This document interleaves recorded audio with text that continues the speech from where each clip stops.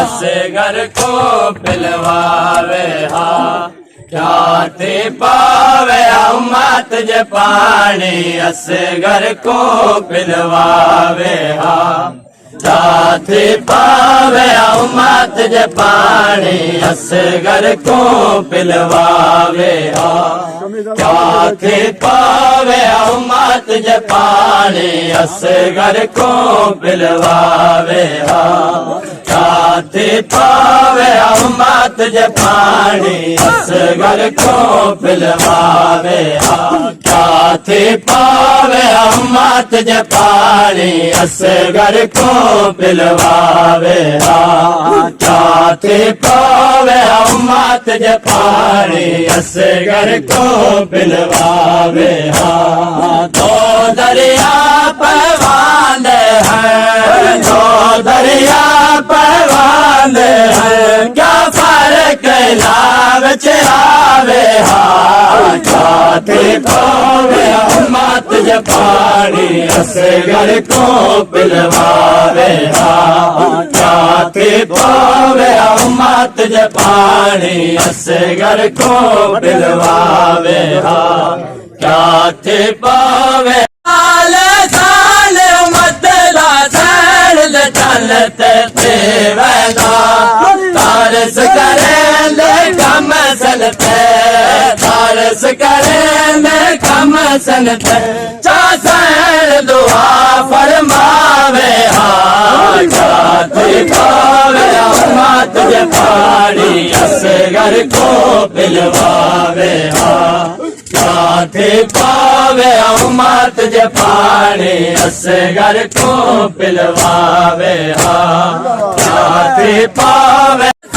महादेव पानी कितना पानी पेवना एक गुड लाल साल मतला सैन चलते पेवना तारस करेंगे कम सनते तारस करेंगे कम सनते चासर दुआ फरमावे हा जाते पावे उम्मत जे पानी असगर को पिलवावे हा जाते पावे उम्मत जे पानी असगर को पिलवावे हा जाते पावे उम्मत जे पानी असगर को पिलवावे हा जाते पावे उम्मत जे पानी असगर को पिलवावे हा जाते पावे उम्मत जे पानी असगर को पिलवावे हा काबर होने सामने घर रोवे तारस करेंदे था देख के बचपन ते मासूम दे प्यासे पानी दे देता कर कम सनह कवारे कर कम सनह कवारे चाकोश जुबान हिलावे हा जाते पावे उम्मत जे पानी असगर को पिलवावे हा जाते पावे उम्मत जे पानी असगर को पिलवावे हा दो दरिया पैवान है दो दरिया पैवान है क्या फर्क लाभ चरावे हा जाते पावे उम्मत जे पानी असगर को पिलवावे हा जाते पावे उम्मत जे पानी असगर को पिलवावे हा जाते पावे उम्मत जे पानी असगर को पिलवावे हा जाते पावे उम्मत जे पानी असगर को पिलवावे हा काफिर होने सामने जे कर ओवे तारस करेंदे था देख के बचपन ते मासूम दे पाले पानी देंदे था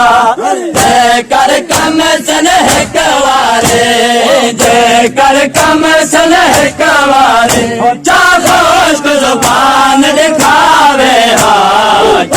थी पावे उम्मत ज पानी असगर को बिलवावे हा क्या थी पावे उम्मत ज पानी असगर को बिलवावे हा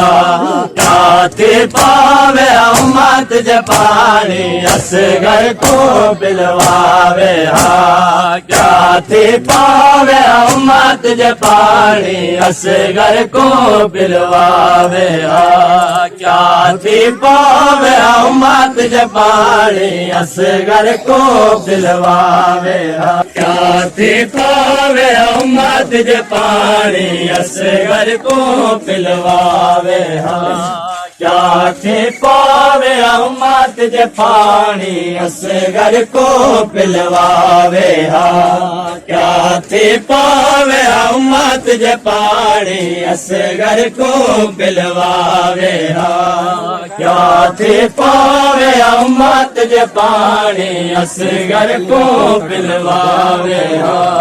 क्या थी पावे उम्मत ज पानी असगर को पिलवावे हा क्या थी पावे उम्मत ज पानी असगर को पिलवावे हा देवड़ा पाने कितना पाने पेवना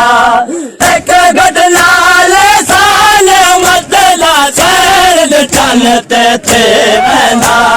तारस करेंगे कम सनते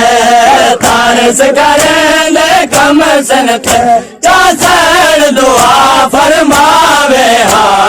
खाते पावे उम्मत ज पानी असगर को बिलवावे हा खाते पावे उम्मत ज पानी असगर को बिलवावे हा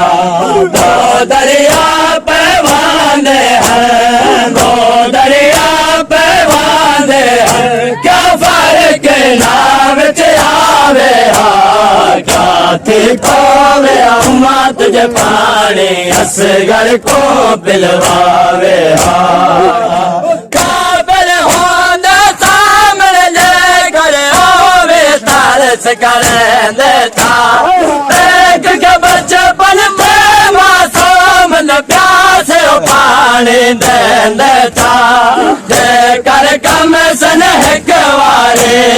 जेकर कम सन हिकवारे चाखोश जुबान हिखावे हा जाते पावे उम्मत ज पानी असगर को बिलवावे हा जाते पावे उम्मत ज पानी असगर को बिलवावे हा दो दरिया पे बांधे हैं दो दरिया पे बांधे हैं क्या फर्क नाव आवे हा क्या थी पावे उम्मत ज पानी